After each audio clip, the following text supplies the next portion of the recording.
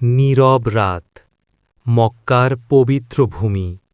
রবিউল আউয়াল মাসের এক শুভ প্রভাতে প্রফেট মুহাম্মদ সাল্লাল্লাহু আলাইহি ওয়াসাল্লাম জন্মগ্রহণ করেন বিখ্যাত বনু হাশেম বংশে।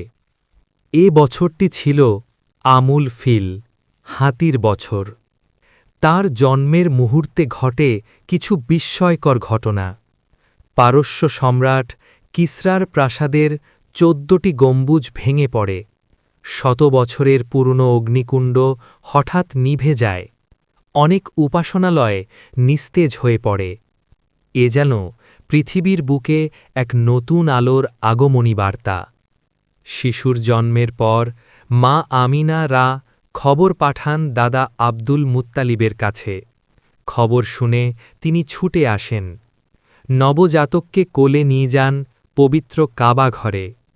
কাবার সামনে দাঁড়িয়ে আল্লাহর শুকরিয়া আদায় করেন। তারপর ভালোবাসা ভরা হৃদয়ে নবজাতকের নাম রাখেন মুহাম্মাদ, একটি নাম যা তখন আরবে ছিল সম্পূর্ণ নতুন। সপ্তম দিনে আরবের প্রথা অনুযায়ী তার খাতনা সম্পন্ন করা হয়।